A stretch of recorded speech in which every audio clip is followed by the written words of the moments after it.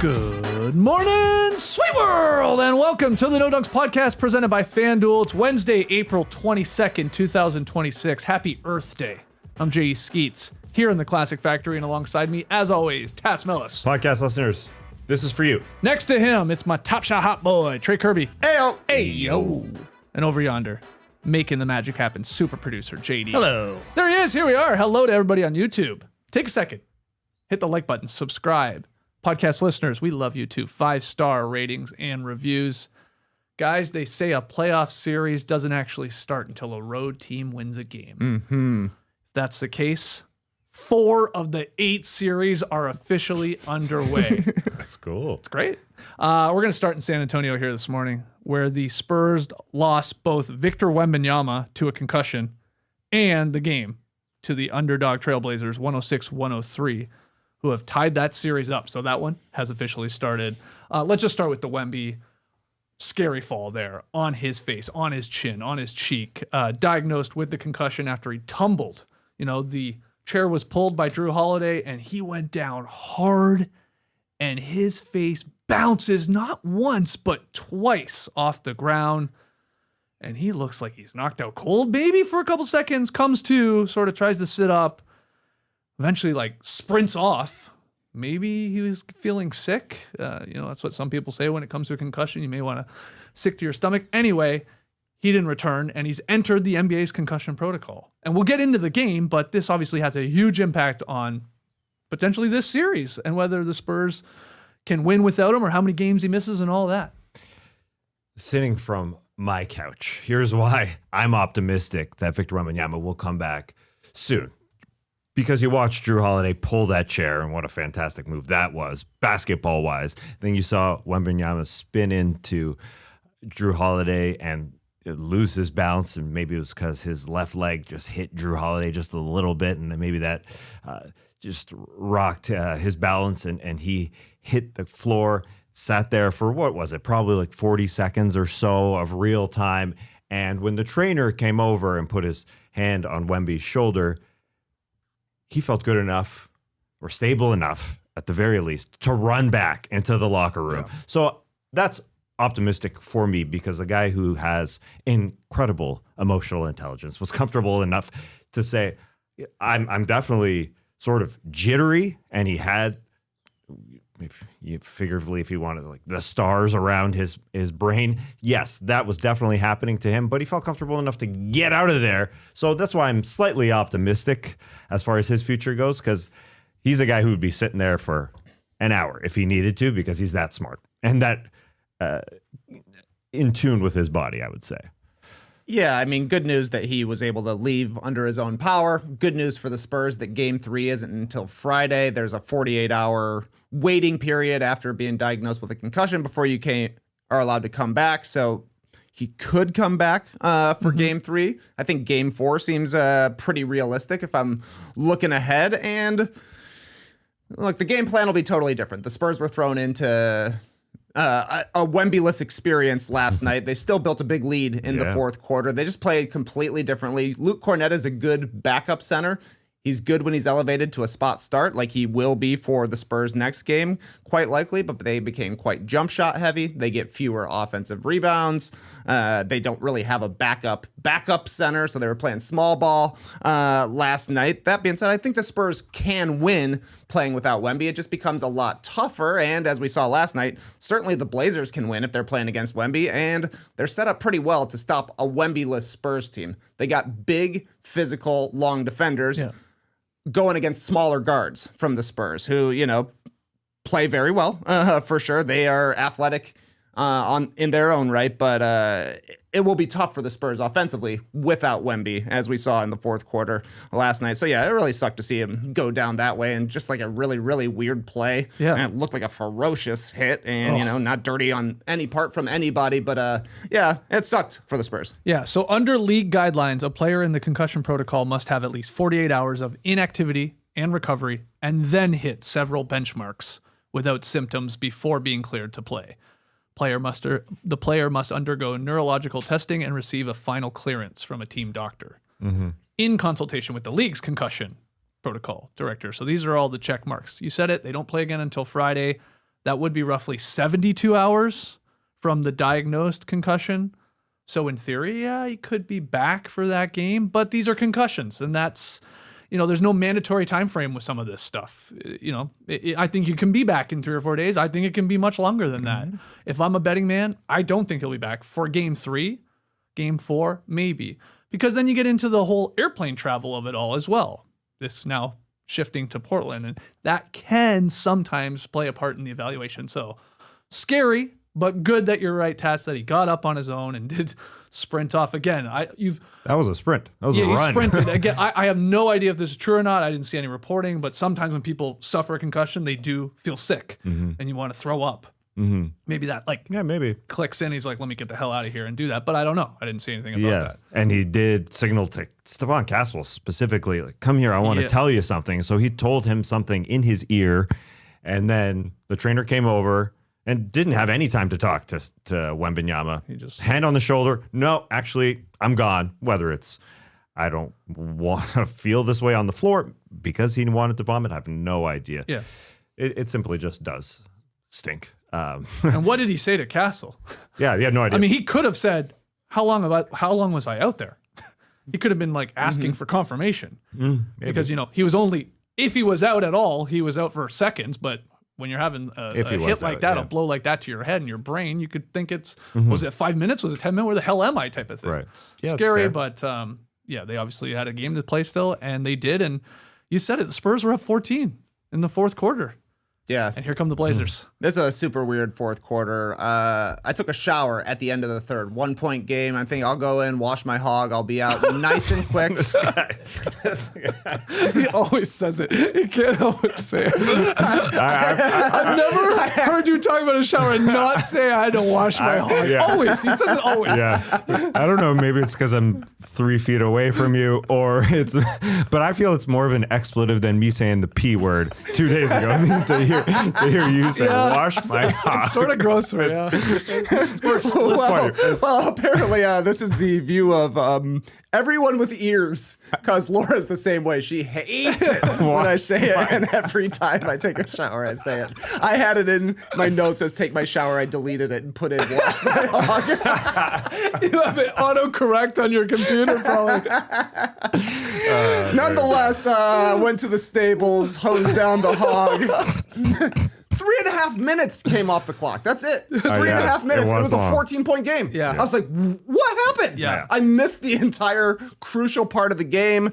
I thought it was over, but as it turns out, it was not over because the Blazers locked in defensively. Toumani Camara was all over De'Aaron Fox. I think Fox went like 1 for 6 in the fourth quarter and just could not really get a good look. Robert Williams started making an impact, and the Spurs went cold. They missed their last 7 jump shots, and it was all jumpers, I thought, for San Antonio in the fourth quarter. Jumpers or offensive rebounds, which lead to free throws. But they started missing. Blazers started hitting, and pulled out the win. This was quite surprising. I definitely thought the Spurs had it locked down after those 4 minutes when the Blazers could not buy a bucket, and then it just flipped like that. Yeah, I mean, Blazers were still down 99-90 with 5 minutes to go. They're almost down double digits with into clutch time there, and that's when the Blazers ripped off that 12-2 run. Suddenly had the lead in 3 minutes time. Oh, it was definitely their long defenders that shut down. De'Aaron Fox kind of got into his head a little bit. They blocked him at the rim first and foremost, but then Toumani Camara just getting him to shoot way short on his mid-range shots.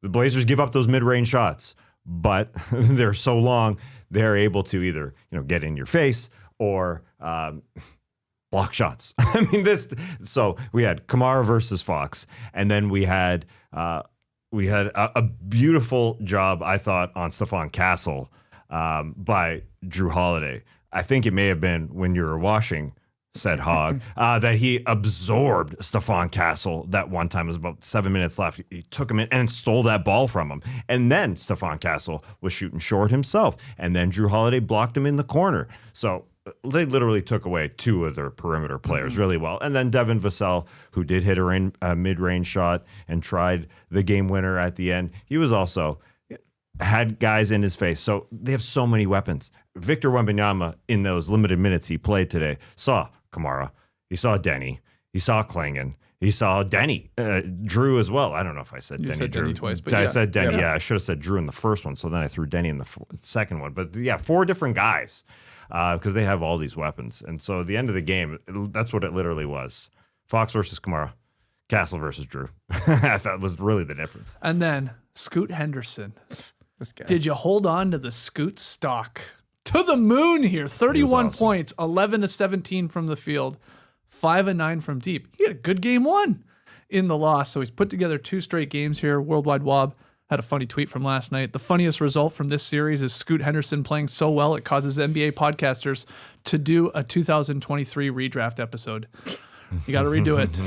But he was amazing. He was feeling it. He was looking at the crowd, talking to the crowd. He had a bounce to him. There was that fun moment in this game where it was Dylan Harper and Scoot. That was cool. We're trading buckets, going mono versus mono. Mono versus mono? Mono and mono. Yeah. That was awesome. And he was huge for them and has been in this series so far. This was the Scoot game. There's no doubt. Defensively, too. I thought he was so good at pouncing those lanes, getting into wherever he had the opportunity to jump in. I didn't recognize that guy. I mean, he's the guy that we all were waiting for. We watched him in the G League. Oh, this guy's got to be so good. I hadn't seen him until this point, that there was a gap where he was taking over the G League and then making his way into the NBA. You know, he was a fine player, but this was the Scoot show. Both ends. I thought he was really, really good defensively too. Yeah, he was even good in the playing game. So maybe Scoot's just a postseason riser. Who knows? Had to get there first to figure it out. But it was basically all jumpers for Scoot Henderson. I think he made 2 layups, went to the free throw line a handful of times. One of his layups was really tough late in the fourth quarter. A crazy take and just a really, really tough finish. But he's not really a jump shooter, but they were going in. So he was getting the shots up, and kudos to the Blazers. If he's having a game like this, you got to be able to win that game when a guy's shooting that well that he's just tossing it up, and every time it feels like it's going in because it was. So awesome win for the Blazers. If it came out that Scoot takes 3-hour naps right before the game, I would not be surprised. The back of his head is always smashed down. Flat. Yeah. When I said I don't recognize this guy, in part it was that. Never seen his hair like that before. Really? It's so flat in the back. Yeah. Is it from lying down or is it from leaning against a chair? Like, we got to see his pregame crazy posture. how flat it is. He was great. You brought up Drew Holiday. What a rock. I mean, just made all the timely plays on both ends. Even the one where he got the air ball on the Robert Williams shot. Just Johnny on the spot right there. He just makes so many plays. He's just so damn good. But Time Lord himself, too. Great game. He converted the lob from Denny Avdia there at the end to give the Blazers the 3-point lead with about 12 seconds to go. That dunk topped off a great line from him. 11 points, 9 boards, 3 assists, 1 block, 1 steal in fairly limited minutes. He only plays half the game, less than half the game at 23 minutes. So Drew, all the defenders, Scoot coming through offensively, and Time Lord himself here. I mean, you see the vets obviously coming through for this team. Yeah, and I thought Time Lord kind of dominated, especially when the Spurs were going small, and he was just big boying them out there, blocking shots, grabbing offensive rebounds, to the point where I was like, okay, you've earned tanking a corner 3-pointer. That's what I thought as he went up with it. And then it was a brutal air ball, but a perfect air ball. He did hit one in the game, though, too. He did hit one during the game. And look, Drew made a great play to get the layup. So they went with Robert Williams down the stretch instead of Klingon because Williams was playing better. And that was just good to see from him. I couldn't believe he took his clutch free throw, with his hair down. Yeah. The guy wears a headband the entire time, but the biggest shot of the game, he's got his dreads like hanging in front of his eyes. I don't know if that's why he missed, but he definitely missed it. Yeah, you had to shake him out of his face because they're right in his face. His alley-oop, got to give lots of love to Denny Avdia for setting it up. Great I mean, pass. the D-cell that he hit. My God, it was so slow for a guy who is the leader in the league in drives. He tries to get to the rim. He couldn't get to the rim, so he just stopped, essentially. I call it a stop, but it's a D-cell and how he's able to just throw it up. That was an incredible setup for a game where not a lot of people are talking about Denny Avdia, but that was the setup. So it will be interesting to see what the Spurs do center-wise. Is it going to be a lot of Carter Bryant? We saw his minutes jump up because they went to small ball. Are we going to see some Mason Plumlee? Are we going to see some ankle socks from Kelly Olynyk, or is he going to have his actual NBA socks? Wow. I'm sure he's going to go longer socks. Will he have For his game NBA 3? socks? Yeah. He's got to go longer socks. I got all excited. Was it Reggie on the call for that game talking about Plumlee, the Plum Dog millionaire, on the bike? Didn't they say that? He was like warming up. Wow, we're going to get some Plumlee here after Wembanyama left. Let's go. But never got him. Yeah, I thought Carter was Carter Bryant good. He did good, yeah. He's So he freaking might get more 20, opportunity. and they throw him out there, and he's guarding Denny really well. And he's a long guy, and that's why they drafted him. But not a lot of hype coming out of school as mainly a bench player for 1 year. But he can do that. There's no doubt he can do that. We got a team here in the playoffs, didn't take long, deciding to foul up 3. This is what the Blazers decided to do as we got into crunch time there. And then that means, well, you're going to have to hit free throws too then. And I got a little worried. I was like, Tamani Kamara, he's a decent free throw shooter, not a lights out free throw shooter. But the ball got to him and he got fouled. Stepped up, banged them both home. Those were huge free throws. Otherwise, I mean, we could be talking about this game completely different. Like, oh, that's why you don't foul up 3 and all that. But it worked out. And then great defense at the end. JD, I know you have the photo of Matisse Thybulle's defense on Devin Vassell, who jumped what appeared to be like 10 feet in the air. He looked so high. I know it helped that he had the one leg sort of kicked back, nearly touching his own ass there. But what incredible defense on a guy, again, in the corner, leaping extremely high, getting the look as good as you can look maybe in that situation. But I don't think you can play much better defense than Thibault did there. Yeah, good contest. I kind of thought it was on, though. Like, Vassell probably had the best fourth quarter of anybody on the Spurs, so understandable that he was the one that got the shot. But great contest by Thibault. He's back now. That's amazing. Like, he barely played all of last season. He was out for a huge chunk of this one, and now he's just a rotation guy, and you can throw him in this exact scenario where you need to get one stop. They got the one stop, and they must have been watching the Hornets play in game as well, because they fouled as soon as the ball got in on that 10 seconds one, and then I was very, very scared. When they inbounded it to Drew Holiday, they threw the lob across the lane. He went behind the back. I know. Threw a cross-court lob to Kamara. What are you doing, bro? This guy's the vet, and he's playing like LaMelo out there. But it worked out. It worked out. Yeah, here he comes, Matisse Thybulle. On the other side, there are more Spurs injuries than just Wemby, and I think that may be a factor going further in this series. As I think it was Reggie talking about just lasting 2 months, trying to last every single week in these playoffs. Spurs lost guys. Harrison Barnes hurt that wrist. Yeah. And then the thumb of Dylan Harper that he's banged up again and he's dealing with. So there's bodies. It's just game 2 for these guys, but the bodies flopping. The playoffs are a war of attrition for sure. And we'll wait to see and hear about the Wemby concussion and all that. But this is now a completely different series. Even if you still believe the Spurs have enough and can still beat Portland, I mean, it doesn't feel like it's going to be over in a hurry with the injuries mounting up, the confidence the Blazers are playing with, just their personnel too, like we talked about. We always said this was going to be a competitive, if we thought, short series because of the defense from the Blazers, and I don't see why it won't be, and I feel like it's going to go a little bit longer now, especially if Wemby misses 3, maybe game 4 too. Yeah. Without Wemby, these teams are pretty even. Yeah. Like Abdia wasn't very good last night. There was some talk about maybe his back is flaring up or something like that, but he had been great in the play-in game for Portland. He was great in game 1 as well against San Antonio. He was just completely out of rhythm until he made that nice pass to Time Lord there at the end. But I assume he'll be better in game 3, especially looking at a Spurs team that likely won't have Wemby. Like, the Strait of Hormuz is open. You can get to the hoop, I would have to be thinking. So that's got to be Denny's point of view. Fox has to be better for the Spurs, but now these are 2 teams with like fringe all-star guys at the top. Abdia made it this year. Fox made it this year as well in the end, but pretty even teams. Yeah, this feels like a different series. I thought this was going to be a different game.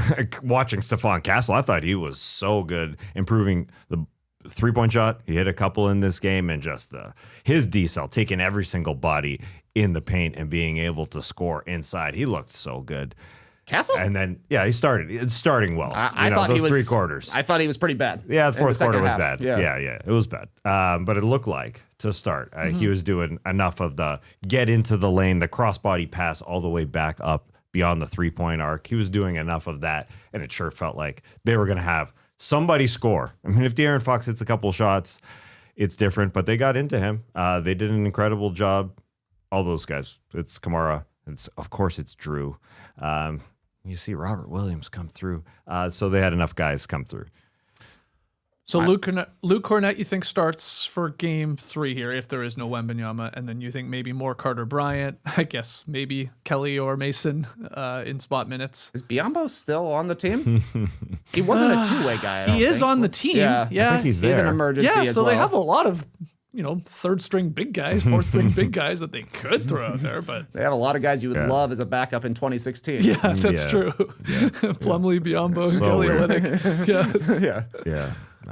It felt so different also because that Wemby pass in the corner when they had an inbound and Wemby went up to Stephon Castle and said, "You inbound it."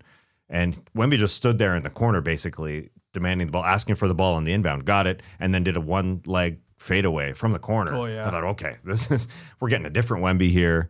And then obviously the injury changed things, but it felt like the Spurs were going to run away with this thing. And then it was a double-digit lead in that fourth quarter that they couldn't close out. What'd you make of that jump ball with 3 minutes left? It was Multiple jump balls. yeah. multiple jumps. Well, the Spurs won the first one. Yeah. And we just redo it if it's a bad toss now? Hey, man, you know my thoughts on this. They Should be a robot. Redid the toss. Portland gets the second jump ball. Scoot gets fouled. Then it turns into a Scoot 3-pointer. Became a 1-point game. Mitch was mad. Yeah. And I was with him. Yeah, man. I would have been heated. Be like, what? Goebel can't throw a jump ball, so they get 3 points? That doesn't make sense. Goebel's fault. Yeah, that was weird. Should be a little Roomba that comes out. I've said it a million times. Put the ball on the Roomba. Let the Roomba fire it up in the air immediately. Perfectly straight, I should say. Yeah. No human error with those Roombas. No human error Except with the they get caught in the Roombas. corner. But yeah. And sometimes the programming gets messed up. Like my living room is not my bedroom. Right, yeah. Sometimes it is. The On a refs got special night. Also, the problem with this whole idea by me is like we have to play around the Roomba as it gets off the corner. Okay. It makes it exciting. Don't step on the Roomba. It's the only one. That's a new rule for the referees this offseason. It's the Goebel rule. They got to learn how to throw the ball. I mean, Hey, man, they're under pressure too. When they go into training, they got to learn how to do that. It's the Goebel rule. This is how you guys have to learn how to throw the ball. It is surprising that they can't throw a ball. One of my Straight up. random notes from this game is actually, it's funny you were talking about the officials and Goebel, but I just wrote Brent Barnaky is my favorite referee name. God, what a name. Brent Barnaky. Doesn't it sound like the name of an Irish song or something? Sure. Barnaky, the referee, lived down by the sea. It's something like that. You got it, man. So anyway, You got it. more Brent Barnaky, less John Goebel or his brother. Yeah, Jason. It's Jacyn. See ya later. Get out of These here, guys are high on my list. We're Team Barnaky over here. I always think, wasn't there like a Fed chairman who was Brent Barnaky or something like that as well? Maybe. I got a flashback to the. What year are we talking here? We're talking about like 2008 during the market crash, of course. Oh, okay. Just check. The sort of bailout vaguely times. familiar. Yeah. Yeah. Barnaki. I got a new nickname for the Spurs. Okay. The San Antonio Stairs. Because they had some great stares in game 2. Stephon Castle, the putback dunk, and just staring at Scoot. A really, really good one. Had one on a live ball. De'Aaron Fox stole the ball, just had a stare down for Jeremy Grant. A real good one. And then Luke Cornett on the bench. Just kind of staring at nothing, it feels like, but the San Antonio Stairs. I mean, just one game. He was Luke. They showed Luke at one point and on the bench. I forget who was beside him. Was it Kelly? I forget. He was going. He's just he always is aware a camera's on him. I guess when you're playing in a professional game, you know a camera's on you. He's always weird. doing antics. I feel like. It was weird when he had the reverse dunk, which was really sweet. He didn't look at the camera. Like He looked over at the bench. He looked at the bench. He didn't But look at the camera. unfortunately for him, that was an awesome dunk. Yeah. But that was when Harrison Barnes was injured. I feel like it deflated the excitement and celebration a little bit because that's when he was over there. Yeah. Grabbing on his hand. And like you said, that could play a part here in this series. Fun stuff. 1-1 as we head back to Portland. Crazy. And we'll wait to find out about Wemby. And hopefully he's okay and can come back sooner rather than later after the concussion, which is very scary. Moving on. LeBron scores 28, leads the shorthanded Lakers past Kevin Durant's Rockets. That's right. KD was back. But the Lakers take care of business Was this more of a dog fight or a rock fight to you? That's been thrown around a lot with these two teams. I mean, it was not pretty, but the Lakers take care of business at home, go up 2-0. Let me check my shooting percentages here. 40% on one side, 45 on the other. Okay, both teams over 40%. I'll call this one a dog fight. Okay, dog fight. Yeah, that's fine. If they're both in the 30s, that's a rock fight, but I can't believe I did it again. I underestimated the heart of a champion. This time a 4-time champion. You got to be kidding me. LeBron James, he's like, yeah. You thought I was a third option. Guess what? I'm the first option again. He was trying to score a lot more, I thought, last night. Finished up with 28, 8, and 7 after a 13-assist game in game 1 where he was a playmaker. He was a game manager. This was different LeBron. He came in, said, I'm going to have post-up opportunities. He's trying to score in the post, but he was also distributing as well. I was just cool to see that at one point, him and KD were guarding each other quite a bit in the first half, especially in this one when he shook KD and got a reverse dunk in the half court. Unbelievable from this guy at 41 years old. Just super, super impressive to see him instantly flip from being third option back to LeBron in the playoffs again. Great stuff. Marcus Smart. I can't believe it. This guy was basically doing nothing for 2 years with the Wizards and with the Grizzards. He comes to the Lakers, fine season. They insert him into the starting lineup a little bit later into the year. He helps their defense get back on track. And then last night, he was probably the difference in pulling out the win, though maybe you would just throw in the entire Lakers defense into the reason they won. But he was doing his usual smart stuff, physical defense on Kevin Durant, making plays defensively, scrapping, hitting threes, but he was also just scoring in the half court. He was playmaking, finished with 25 points, 7 assists, 5 steals. This was like good Marcus Smart without any of the bad. I mean, he still made some silly decisions at points, but you're living with it with the way he was playing. LA's defensive aggression in this game started with him. I mean, in the opening minutes of the game, Smart poked the ball away from Durant.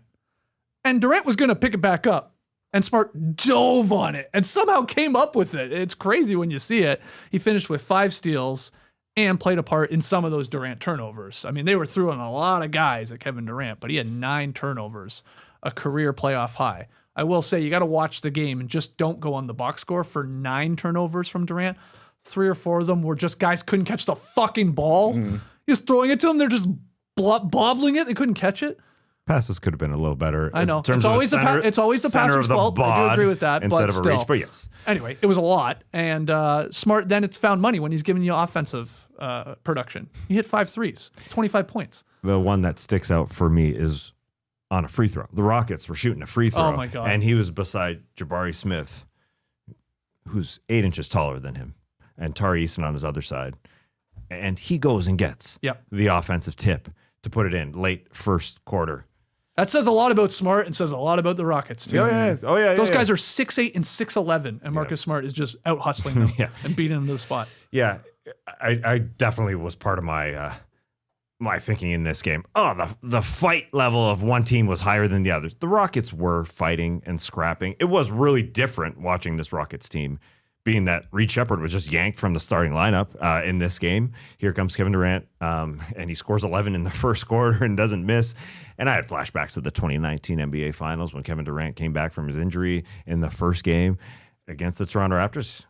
Well, he scored on fire in that first quarter. And maybe Ime Udoka shouldn't have allowed him to start every possession here, a guy who hasn't played in 10 days against the Lakers defense that we saw in that baseball series towards the end of the season where they played in 2 games and they threw multiple bodies in there. Being coached incredibly well by JJ Redick. The doubles, the soft doubles, the double from behind. They're just ready. However, whoever yells them out they're all doing a great job. All together, Smart or from the coaching staff, they do a great job of throwing these multiple looks at Durant, causing a lot of those turnovers. Especially in the fourth. In the fourth, a lot of those were Durant's fault. Oh. I was saying those earlier ones, those were guys dropping the ball, but they played great defense on it. That was just a puzzle, man. Like the question of him up top, like 30 feet away, just throwing a swing arm, just trying to whip it to the corner. Yeah. Any defense, especially a playoff defense, is going to come get that ball. That was just a bad pass. And it was a close game there still, too. Yeah. Weird. It's weird that Kevin Durant struggles this much against double teams this late into his career. For as good of a player as he is, 20 points in the first half. He was cooking, and he was like not even really trying to assert himself, I didn't think, until the second quarter when he really, really got rolling. But JJ said, okay, 20 points. You're not going to do that again. 5 shots and 5 turnovers in the second half. And he looked completely befuddled by these double teams. And he said at postgame, he's like, I know they're doubling me every single time from anywhere. It doesn't matter. And it didn't matter to the Rockets because it was coming every time and nobody could make him pay. They got Kevin Durant back and were worse on offense. Yeah. That doesn't make any sort of sense. Şengün's touch has completely abandoned him. It's like an adventure if this guy's going to make a layup when he even gets a look. But he's getting outplayed by Ayton in game 1. And I thought Jackson Hayes kind of outplayed him here in game 2. If he's not the best center on the court, let alone the best player for the Rockets, they really don't have a chance. They're really, really letting the Lakers off the hook. We came into this season and the postseason saying, if Luka Doncic and LeBron James are going to be playing major minutes for this team, there's no way they can build a defense. They don't even have Luka. They're playing Luke Kennard 40 minutes a game. LeBron is playing 38 minutes a game, and the Rockets have been the 3rd worst offense in the playoffs, playing at below league worst levels. That's ridiculous. Yeah. That's why if JJ Redick somehow mysteriously wins Coach of the Year, he deserves it. I mean, what he's getting out of these guys from the get-go to now, he's not going to win it. He's not winning it. He's not a finalist. Wasn't he? No, he's not a finalist. He's not sexy enough, I suppose, but to win as many games as they did, to be playing this way from the get-go with guys like Luke Kennard played 42 minutes in this game. Traded from the Atlanta Hawks just as a guy who was on the end of the bench, essentially, not playing a ton. He's played 42 minutes in this game. There was MVP chance for Luke Kennard out there.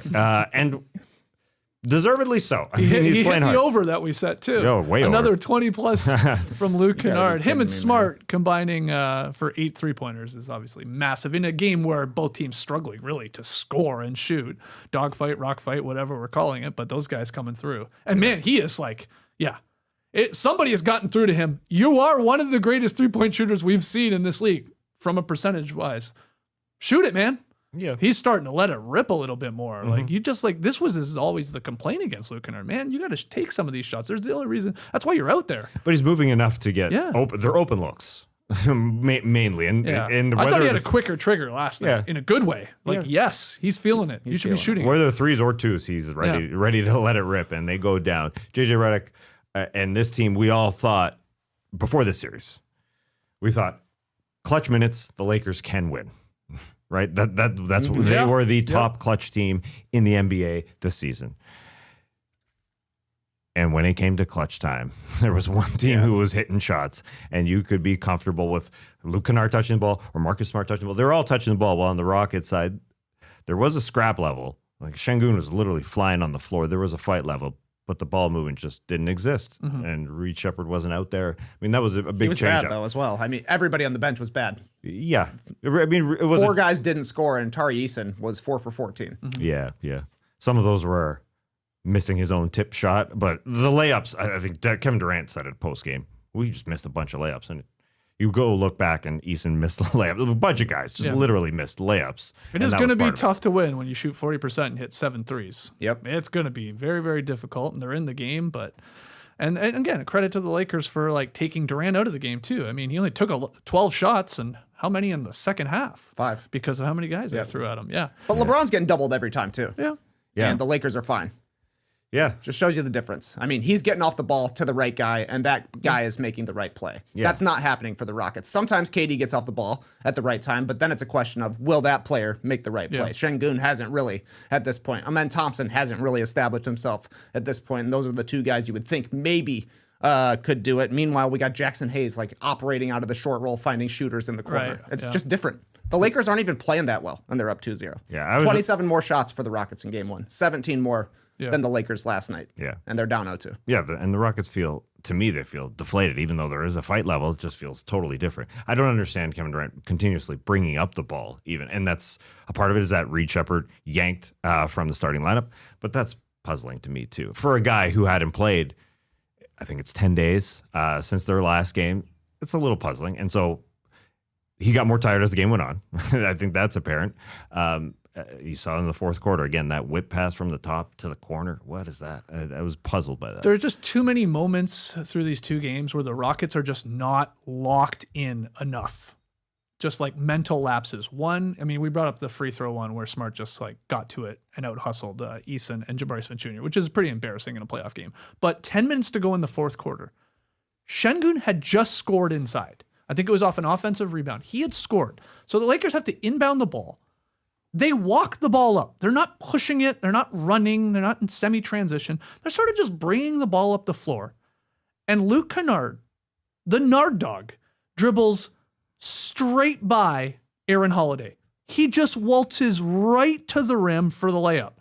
There's no help from Tari Eason on the strong side because he's attached to LeBron and just like sort of watches him go by. There's no help from Kevin Durant, who is on the weak side, worried about Jackson Hayes in the corner for some reason. He doesn't come over and help at the rim. Şengün, if you watch him, he's like distracted or something. He's like, he doesn't even realize the play is happening and Nard Dog's at the rim. Like, it's things like that, these little just lapses and fight or whatever that are adding up to these losses here. That's brutal. And like, that should be immediate timeout. Like, what the hell are we doing? So they're outclassed right now. These are not the prettiest games, but yeah, the one team has LeBron leading them through it and everybody else chipping in, and they're playing with that sort of confidence of like being short their two other main scorers. Well, the other team, I don't know. It's like, if I keep reminding myself though that these two games were not in Houston because the Rockets were picked by a lot of us. Exactly. You know, most of us. But yeah, this series hasn't started yet. Still hasn't started. But it is weird. It feels like it's been 2 games where they've lost in Houston to the Lakers. Yeah, totally. Right? I totally forget that too. But I don't like their chances. That's for sure here. The way they've looked here through 2 games. No, Yeah. they don't look To win like 4 to 5? They don't have a plan Yeah. offensively is what it looks like. Yeah. It's like, it looks like a men's league team. Like, okay, it looks like you might have the advantage right now. How about you try one-on-one? Yeah. Yeah, well, let's try a new starting lineup too. I mean, I don't get it.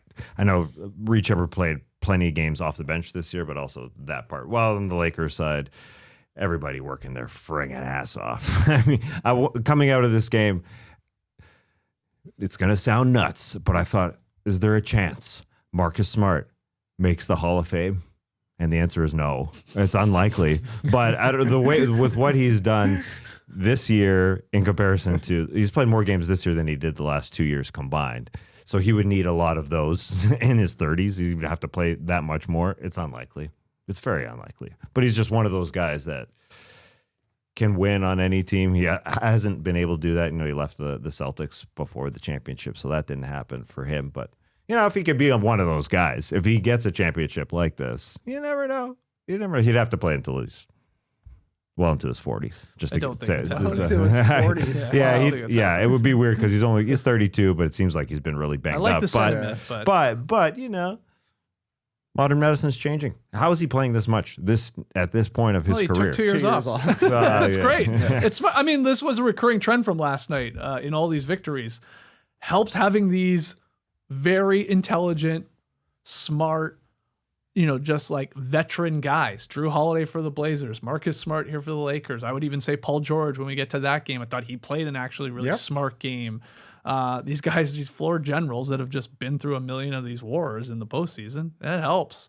Random notes, though, from the Lakers Rockets. I got one. What was up with Luka's bacon neck collar? You don't like that? No, man. Come on, Luka. That's a little wrinkly there around the collar. Oh, what a zoom. Nice enhanced, JD. He was looking, he had the dress shirt on in game 1. He went just more casual here with the white t-shirt, but that's some bacon neck. Yeah. Tall collar as well, I feel like, for a t-shirt there. It's not a double collar, but it is kind of one of those. Like layered. if we zoom out, it's layered, like on the Reverse it. the sleeves. Like it's like a double. Yep. But yeah, it's slightly wrinkled. Looks a little sloppy. Yeah, Any other notes? Yeah, I like this sequence with DeAndre Ayton. In the second quarter, he gets the ball inside, goes up with a pretty weak floater, and Jabari Smith just smacks it out of bounds. You got Grant Hill saying he's got to go up with force. He's got to dunk that. So the possession continues, and somehow it ends up with Ayton catching the ball in the lane at almost the exact same spot. Yeah. Goes up to hammer the dunk and doinks it off the back of the rim. Very comical to me. I love that. Let's go to the 76ers VJ Edgecombe making history with a 30-10 to stun the Celtics. What a game for VJ Edgecombe, who took a hard fall on a rebounding attempt early in the game, landed right on his back, right on his tailbone. And he left, but he returned not too long after, and then he was dominant Tess in the first half. 20 points, again, finished with 30. And it's like we're watching a guy ascend to like a superstar level right in front of our very eyes. Like he just screams superstar. He's a rookie, and he is playing this poised and this much confidence to the point where he's winking at the goddamn camera after he's scoring. He's finding his hard camera, giving a little wink. What a game from him. And then Maxey just as special. VJ Max. They looked elite last night. Yeah, I just love the way VJ Edgecombe started because he didn't start extremely hot. He only scored 4 in that first quarter, but he wasn't forcing anything at any time. I thought in the second quarter, 2 catch and shoot threes is what he started with. He was using the Maxey gravity at that point. And then the transition dunk right after that amazing dunk. Again, the Maxey gravity. He wasn't forcing anything. He isn't a superstar as a number 1 guy. That's not what anyone expected, and he wasn't doing that. And then another couple catch and shoot threes. Again, just playing off. That's 5 buckets, just using everything around him. And so he's just shooting open shots, and that's why he got up to 20 at half. He wasn't forcing anything, and I thought it was very similar to Scoot Henderson defensively, just jumping in those passing lanes, being super aggressive on that end. 4 deflections, 2 steals for VJ Edgecombe. It was a wonderful game that we all wondered when he had his first game in the regular season when he was ridiculously good. Is he already going to ascend to that level and to have a 30-point night with 10 rebounds, the youngest player surpassing Magic Johnson to do that? I mean, cool. He needs that Tyrese Maxey's gravity, as I said, but an amazing game for that entire Sixers team that we all kind of thought could be that if Embiid is healthy and all that, but they did it without him. It was what a show. Yeah, VJ, first rookie to record at least 30 points and 10 boards in a playoff game since Tim Duncan in 1998. But like you said, the youngest since Magic. Also, Tim Duncan was a big, and VJ Edgecombe is a guard last I checked, so that is pretty impressive. He made 6 of the 76ers 19 3-pointers, and they were letting them fly, and they were hitting some here in game 2. Yeah. Edgecombe's got a little Jimmy Butler and a little Drew Holiday to his game where he's just making other plays, and then the scoring is kind of almost gravy with everything else that he's doing. Like, I'm kind of with you. Like, he did have 30, ended up being the leading scorer with the Sixers, but I kind of thought it was because Tyrese Maxey was playing as well as he did. There are 2 things that really stuck out to me is that the Sixers definitely have an athleticism advantage in their backcourt. Like, Maxey and Edgecombe are better athletes than both Derek White and Sam Hauser. And 2, most importantly, the Celtics are allowing jump shots in drop coverage because they got Kata, they got Vooch playing so far down on these pick and rolls. We're talking underneath the free throw line. Those shots are going to be there.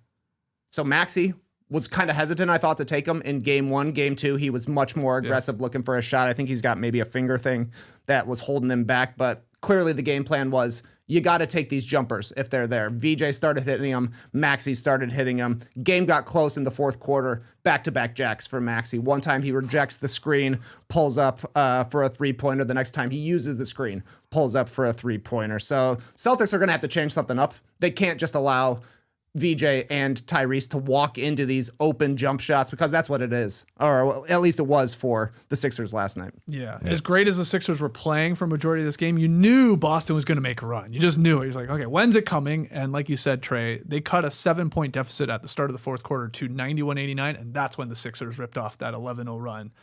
Started with those 2 Maxey threes.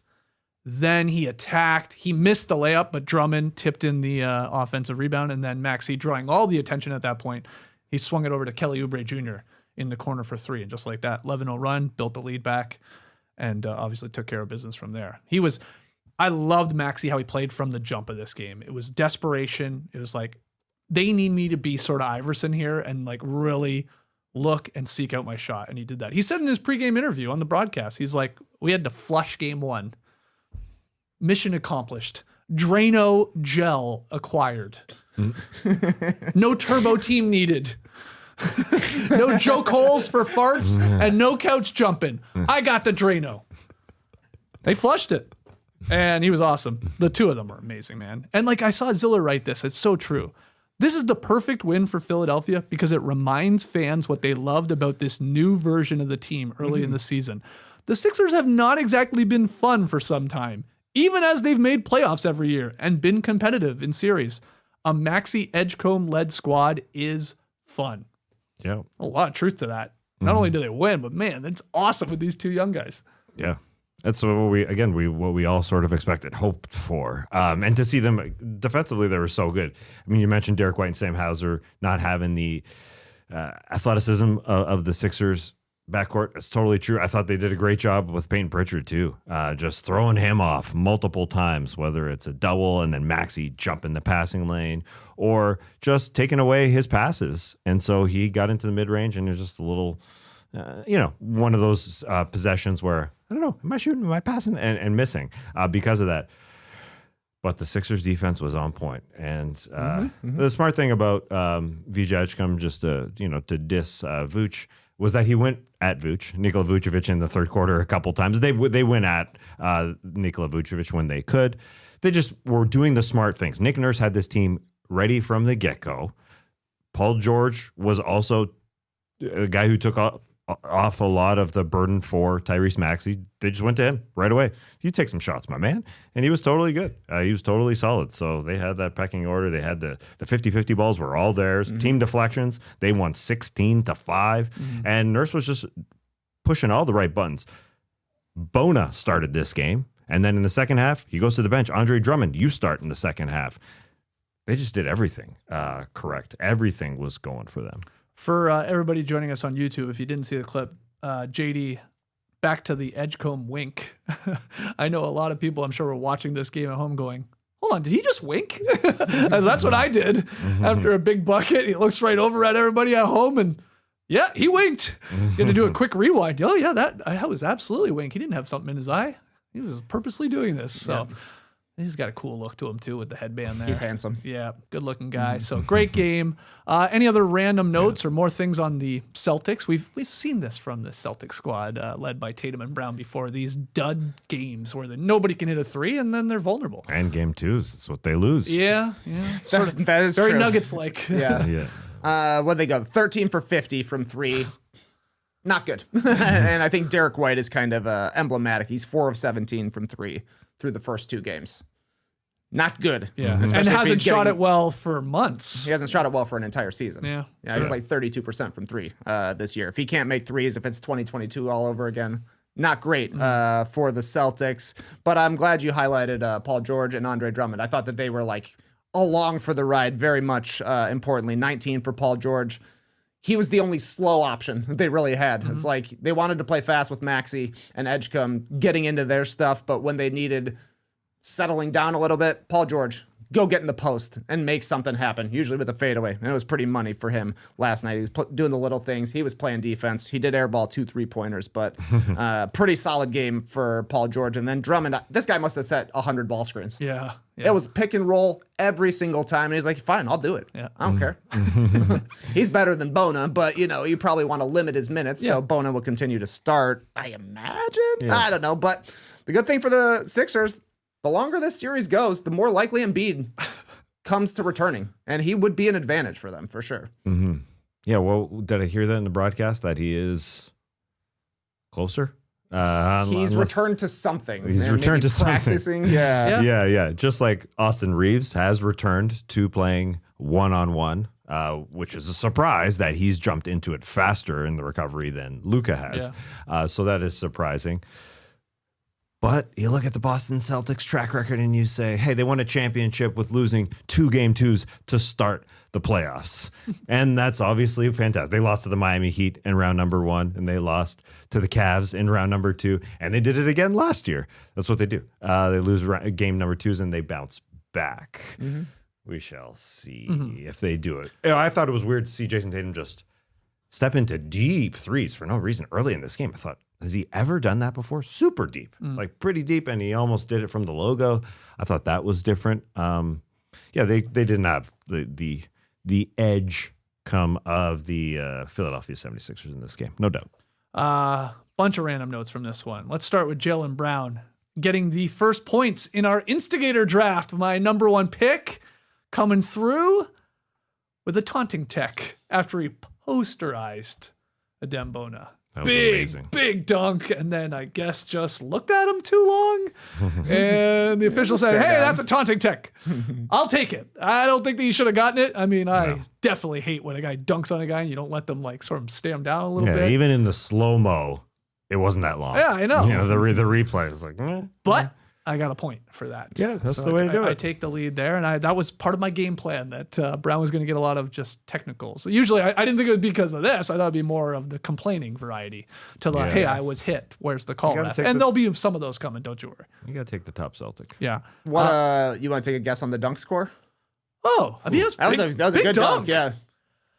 Man, I haven't thought about the dunk score in a while, so I'm a little rusty, but 92? Okay, higher or lower? I'm too high. What's the top dunk score? I think it's 120, but I also think there are some in the database that are like 122. So Go higher or lower. It deserves higher. 92. It deserves higher. Oh, disappointing. It's 82.2. Yeah. For Jaylen I knew Brown. I set it too high. Yeah. Good Why? dunk, though. Why wasn't it? I don't. That should be over 100 to me. That was a good That dunk. was an amazing dunk. Yeah, okay. Don't even try to figure it out. A couple other things. Soon after Jaylen Brown was hit with that weak taunting technical foul, Tatum was whistled for an offensive foul when he sort of bumped into Kelly Oubre Jr. It was a bit of a crappy call. The boos and the chants, they were raining down on the referees at the TD Garden. The Beantown Boys, they were livid. A few plays later, the Celtics got whistled for a backcourt violation. I believe it was maybe White throwing it to Tatum, and it was the right call. But on the dead ball, you could clearly hear one Celtics fan trying to get referee Mark Davis's attention. He's like, "Hey, Mark!" There's nothing. So he tries it again. "Hey, Mark!" To which Davis responds, you could hear it perfectly on the broadcast. "Hey, I'm busy." What a great response for an official. Really good. Stop heckling me. I'm working here. It's incredible. I couldn't believe how crystal clear you could hear it. So, yeah, good. Pretty well played, I thought, from Mark Davis. I'm busy. To say, I'm busy. Hey, I'm busy, man. Stop asking for my attention. I'm trying to call a game. So, fun little note there from this one. What else? I think I'm out of my randos. I think I'm out of my randos. We got a good super chat, though, from LowGang16, who says now that we're 2 games down in most series, I guess we got 2 tonight that are only 1 game so far, but now that we're 2 games down in most series, are you guys still Team Chalk? Or do you think we get an upset or 2 in the first round? Oh, there's got to be an upset coming. I mean... Yeah, it feels like at this point there's got to be one, but...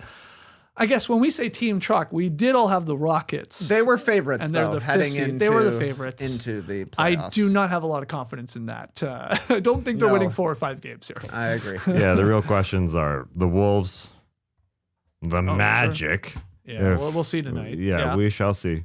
One of those 2, I guess you would be. How about Blazers Spurs? I mean, that one. Yeah, I mean, that with the Wemby factor. That's an interesting one, yeah.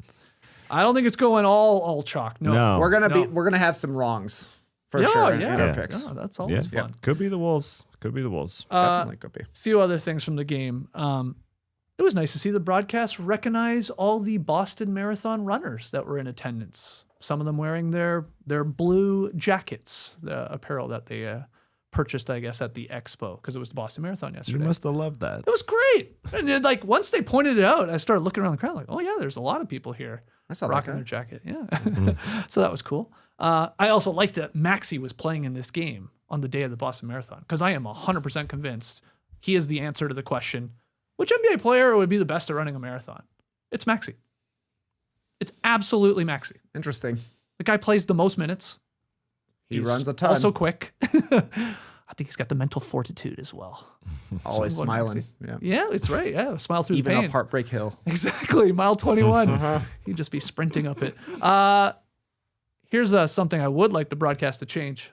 And I know it's for 10 people out there total, 3 of us sitting here maybe. Stop showing us the scores from the other games up in the top corner. I don't want it. I got to watch this game, and then I'm going to be watching that game. You're showing me the score in the top corner. I need an option on the remote to turn that on and off, that I can blur it or something. Again, nobody else out there cares about this because only podcasters. Very few sickos like us, but I don't like it. I'm like, podcasters. God damn it. I don't want to see that it's a close game in the in the second quarter between the Spurs and Blazers. Interesting. I don't mind it for that very reason, because if it's a blowout, you're like, okay, I don't care. I want to find out. I want to learn of a blowout on my own. I'm not a man who ever worries about spoilers. So I went to bed at halftime of Lakers Rockets last night. So I don't know who's going to win. I did my best to not see who was winning. I was covering my face, so I couldn't see the scores. I've done that before, yeah. But then I accidentally saw Lakers 2-0. I was like, oh, well, I guess they're going to win in the second half here. Still an enjoyable watch. I know. I do that all the time. But hey, you don't mind spoilers? I don't. Bruce Willis is dead the whole time. In what? Moonlighting? Yes. What? One more from me. Listen, did you like how they cut to Victor Wembanyama getting hit? Because during the broadcast, that's big news. Yeah, that's why NBC is doing a great job of the exposures, man. They're trying to get into people's homes that don't watch two games at the same time. Don't look at their phone. They're doing a good job. I preface this by saying this is only one thing, or like 10 people in the world care about this. Yeah, but they're doing a good job. They jumped over to the Bam Adebayo 83-point game on that day. They're doing a good job of that.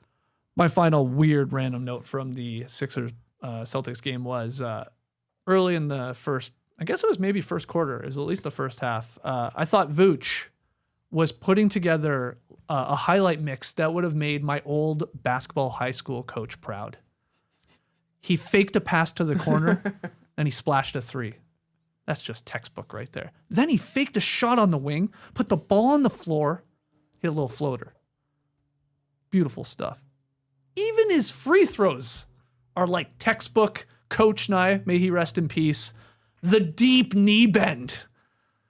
Vooch goes way down. He gets down. Not Jerry Stackhouse down, but he goes pretty far down for a big guy, especially, I find. So I was just like, wow, that would have made Coach Nye so proud. Fake a pass, make a pass, you know. Fake everything with Coach Nye was fake something. You gotta fake it and then do it. So that was my final note. He made Robbie Hummel very proud. Robbie Hummel on the call was saying, Vooch can do everything, man. He can score in the post. He can score from three. He did start well. Yeah, I don't remember him doing a single thing after that. It was bad. Yeah. Did nothing. All right. Those are the three games from last night. Oh, the playoffs are great, aren't they? Let's take a break, then we'll get into some news.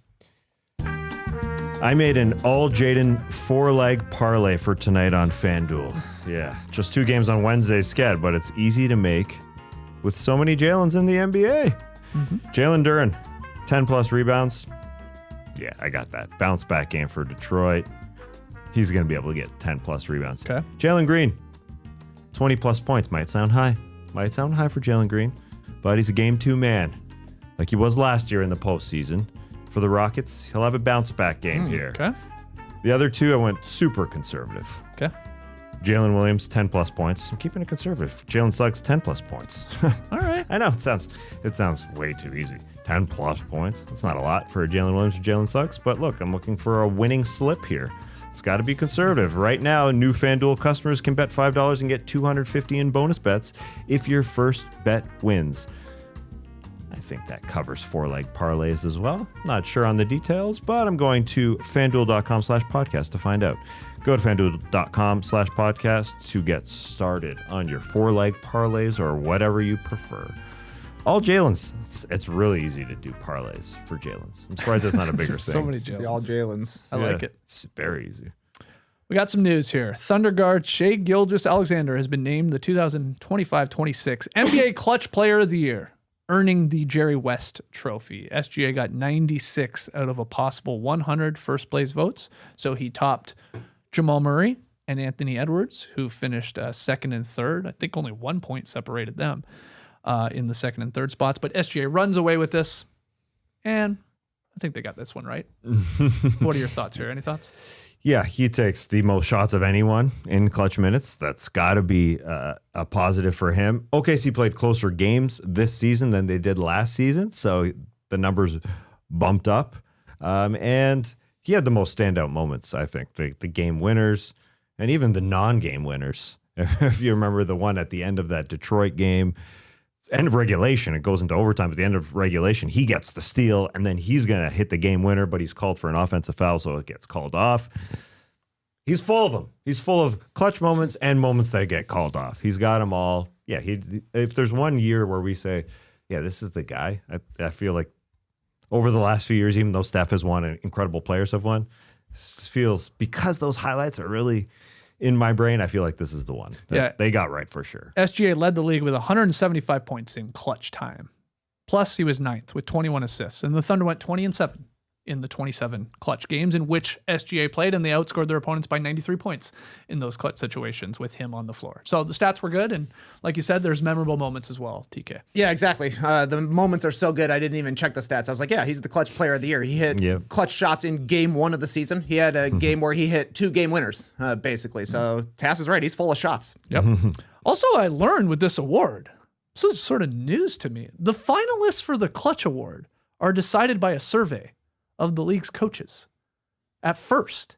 And then that's whittled, that group, down to 14 names, which are then placed onto the ballot for the media to vote on. I didn't know this. Were they keeping this a secret from us for the last couple of years? Because I'm usually in tune with this stuff. But anyway, that's how they do it. And I bring that up because some people may have been like, why is Anthony Edwards allowed to be even in the running here? He didn't hit the 65-game threshold. Well, they don't care for this one, and they go about it a little differently. I think they just literally ask the coaches, hey, who do you think is the most clutch player in the league? They get a bunch of names, and then they're like, okay, here, media, here are your names to vote on. The NBA has some secrets. let's be completely transparent here. Well, it has secrets as much as we are advocates for the NBA in general. Let's be honest. There's some moments they keep it secret. Even the 65-game rule. There was those little stipulations that we had never known about. Sure. Oh yeah, there's a couple things. Guy can have babies and be completely capable of missing a couple games. That's not in there, but you know what I mean. Luka had a couple babies. He missed a couple games. You still qualify, my man. So twins? there's lots. No. Oh well. No. You're right. Yeah. One baby. I screwed up.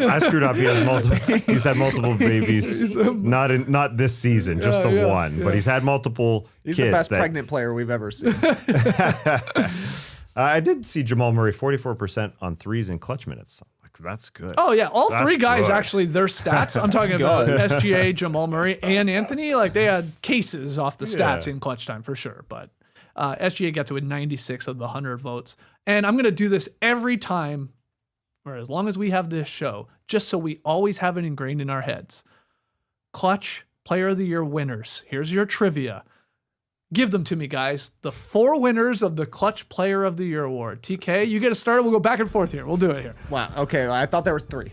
Well, there's 4 now. Tough start. There's 4 now. Yeah, I thought this was De'Aaron Fox. Okay, correct. 2023. I already said Steph. Say him again. That's right. 2024. Jalen Brunson. Here we go, guys. Nice. Yeah, no SGA. Okay. Yeah. We have to do this, or we'll never remember him. When will a big man ever win Clutch Player of the Year? Wow. Good question. Ask yourself that question. Yeah. I mean, Jokic, I guess, will have a chance. Jokic has been in the running. Mm-hmm. I mean, maybe he was up there this year. He was good. Yeah. Was he on the coach's ballot? He was on the ballot. He was on one of the ballots, yeah. Maybe we get a Wemby in the future. Sure. Maybe. Possibly. Dirk. Retroactive. Oh, retroactive. Dirk, okay, yeah. I'm going to pull a Lee Ellis and go back and retroactively give out Clutch Player of the Year for the previous 77 NBA seasons. There'd be a lot of Kobe's, I assume. There'd be a lot of LeBrons. Jerry West. Jerry West himself. What was the retroactive thing that Lee did? MVPs. MVP. I think he had LeBron. He got like 11. Yeah. Or something like that. LeBron should have won 11 MVPs, I think. Yeah. It was a lot. If he was doing it for the future, if he was predicting the future, you probably would have gave Wemby 11, I would say, as well. This news broke during yesterday's podcast, but I want to circle back to it. Billy Donovan has decided to step down as head coach of Trey Kirby's Chicago Bulls after 6 seasons. The Bulls announced Billy's decision Tuesday, saying they wanted the longtime coach to remain in Chicago, but added they respect his choice. We cannot make him. Yes. We literally cannot make him, even though we would like to. Yeah. So I've had some time to think about this a little bit more. How's Bulls Nation dealing with this news of Billy Donovan leaving? Pure excitement. Pure excitement right now. It's a new era in Chicago. Yeah. You can tell because they traded all of their players for everybody that's 6'4". But they're going to have a new GM. They're going to have a new coach. They're going to have 2 first-round picks. There's a pathway to being back. Mm-hmm. All they got to do is find their Will Hardy / Jordy Fernandez, somebody who comes in, gets everybody on the same page, gives the team an identity, and is a young coach who can kind of grow with a young team. Like, I think it's impressive when a team that is bad, like the Jazz or the Nets, has their coach and is like, that guy's good enough that we're going to keep him around, hopefully to build the team up, to give him a chance to actually coach decent players. That's exactly what the Bulls need to do. They don't need a guy like Billy Donovan, who at this point in his career, and even before he came to the Bulls, wants to win. He doesn't want to rebuild. They need a rebuild style coach. Who will it be? I don't know. Hopefully some assistant somewhere. Yeah, an order of operations here will be something to watch because, yeah, you're right. They need an executive vice president in the front office and a GM and then a coach. So you would think this allows them to get the front office guys in place first to allow them to then pick their coach. But it's the Bulls, so would you be shocked if they pick a coach first and then pick the front office? No, but they probably will go that route. Yeah, it's a tight window here. You got to do all the interviews and get somebody in there. I guess you got 2 months before the draft. Yeah, but these guys have got to start their conversations with other front offices, talk trades, and talk potential free agents. So yeah, they got to make their decisions quick. Maybe there's a Taylor Jenkins guy in there, that type of guy. I think when you're saying assistants, you're not a Taylor he's Jenkins. too established for me. He's too established. I want somebody even lower on the totem pole. Like literally like a Charles Lee or like some assistant. Like Taylor Jenkins, good coach, but he's going to want to win. Yeah. Maybe. I don't know. He was totally fine with the Grizzlies. I mean, he is a guy who pushes his players. So either way, that type of, if it's a Will Hardy, oh God, yeah. I mean, that type of guy, Jordy Fernandez, who re-signed with Brooklyn, got his extension. Speaking of extensions, Billy Donovan signed one this past summer. Has he walked away from some of those years in terms of dollars? I need to know. Yeah, I would assume so. I don't know. He held an option in his contract for next season, and it's just for next season. Yeah. Oh, that and was he a elected quick to ass step extension. down. Yeah. Sometimes when they say extension, it is literally 1 year of an extension. Yeah. So I mean that. I don't know if it was a 1+1, but when guys walk away, you expect. I love that Billy Donovan was just getting ahead of this, by the way, because the front office was fired, so new people are coming in. And as much as Reinsdorf says, no, Billy Donovan's our guy. If you come in here as the GM, you got to work with Billy. Like, yeah, right. Like, come on. Whoever comes in, they're going to give him a year, maybe, if that, and be like, okay, well, we're 500 again. See you later, buddy. So he's like, well, I'll just leave and maybe get another opportunity somewhere else if one of these spots open up, like the Rockets or Golden State. Or Golden State. Yeah, that's an option. Obviously, he was going to be the Magic coach once upon a time. Yeah. Yeah, he said he's a Florida guy. Yeah, he said, "Yeah, I'll be your coach." And then the next day, it's like, oh yeah, college is better." Changed his mind. Yeah, could he go back to college? Who knows? This is a trivia question for you specifically, Trey. Billy Donovan's 226 wins ranks 4th most in Bulls history. Okay, yeah, which is crazy to me. But can you name the top 5 list in terms of wins? You know, Billy Donovan, he slots in there at 4th. The other coaches are Phil Jackson, number 1. I mean, I got to imagine that Doug Collins is on there. No. He wasn't there for very long. It was early in Jordan's career. Stan is his name? Lowry? No, you're missing a pretty obvious one that I thought you'd say right away. That was Tommy Thibodeau, for sure. Yeah. He's 3rd.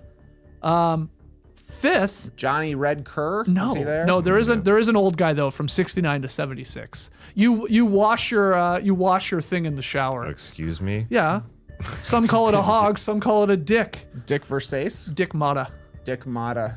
I gotta wash my Dick Mata. Hogs got a lot of Mata on them. That's for sure. And then this is the last one's tough. I'll give you the era. You'll probably get it. 04 to 08. Bill Cartwright? No. No, he's a former Magic point guard. Oh, Scott Skiles. Scott Skiles, 165 wins for Scotty. Yep. Phil Jackson, Forgot about Scott Dick, Skiles. Tom, Billy, Scott. Phil, Dick, Tom, Billy, Scott. Every Tom, Dick, and Scott in the league has coached the Bulls. All right, so we'll see where the Bulls go from here. Who's in the front office, the GM, and then who is their coach. Final piece of news. Jaden McDaniels is unimpressed with Denver's defense. After the Wolves' Game 2 win over the Nuggets on Monday, reporters asked McDaniels about the key to sparking the team's offense. He said, quote, "Go at Jokic, Jamal, all the bad defenders." Again, this is McDaniels saying this. Tim Hardaway Jr., Cam Johnson, Aaron Gordon, the whole team just go at him. And then one of the reporters, like, hold on, this is on the record. They're all bad defenders. They're all bad defenders. McDaniels says. What do you say that about Peyton Watson if he came back? It was surprising. Had the hood on too. I liked it. I like it. Yeah, you love this. eh? Go get it, man. Yeah, call him out. Sure. I mean, look, this is the type of shit to get me on board of calling this a legit, playoff rivalry. Yeah. Some people already think it's there. We got some there. blowback to that. We were wondering, is this really a rivalry? Is it there? It's on the precipice, what we said. It's on the precipice. This gets it over the edge. Absolutely. Yeah. It's shit like this. Yep. Now, a team should not ever need more juice in a playoff series, but the Nuggets have watched this clip. Oh, yeah. They've been asked about it. That's why they call him Juicy Jaden. So they're going to come out yeah. and try and make him eat his words. And the Wolves are going to try and back up Jaden McDaniels. And that's good for a game 3. Yeah. Anything to add to it?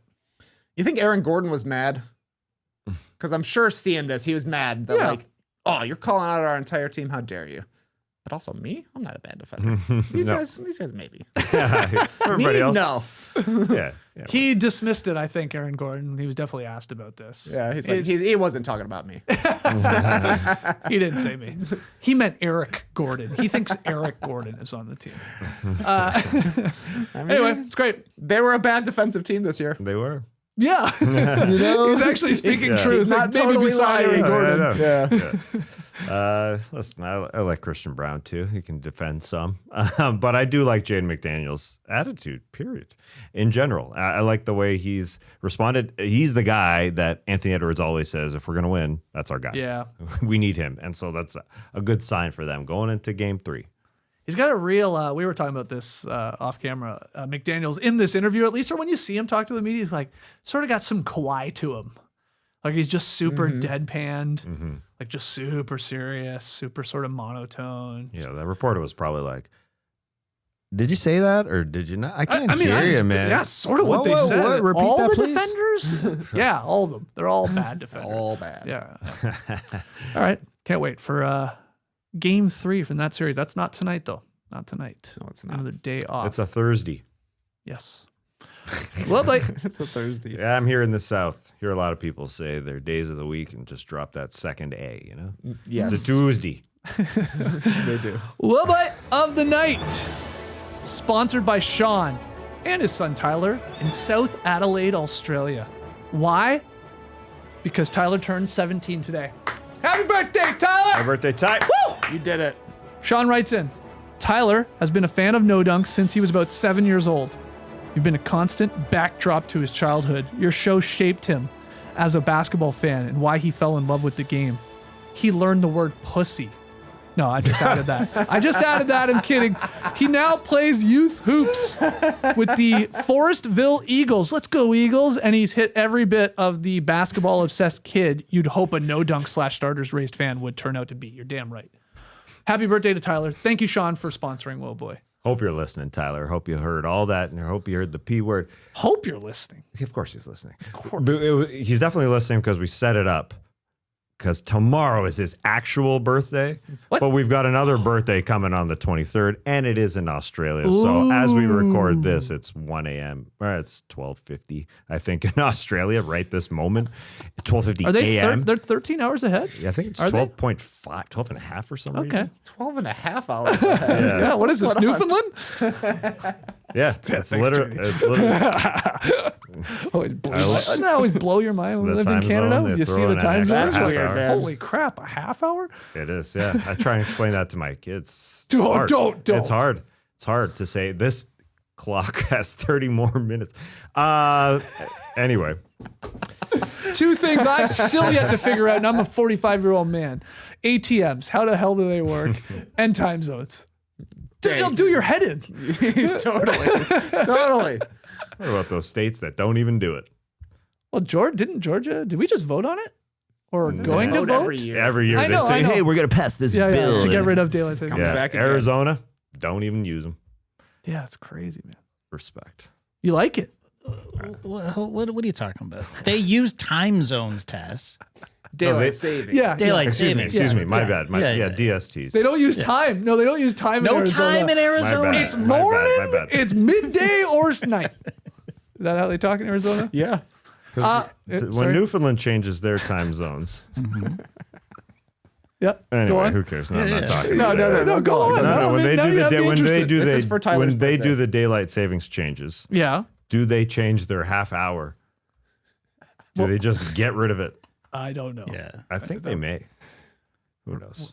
What? You're saying They just go to a strict hour based daylight I thought time savings. I thought compared to Ontario, which is where was the center of the universe to us, Yes.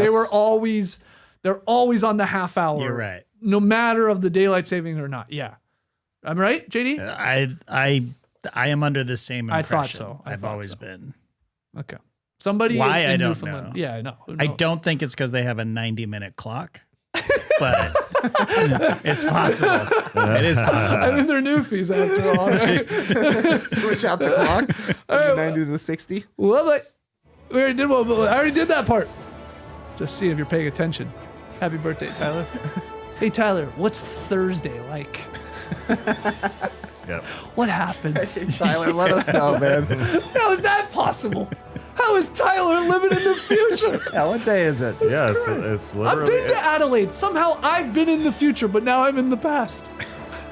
Yeah, and why is it 9.5 hours ahead of Greenwich time? It's a half hour. I hate Greenwich time. Why?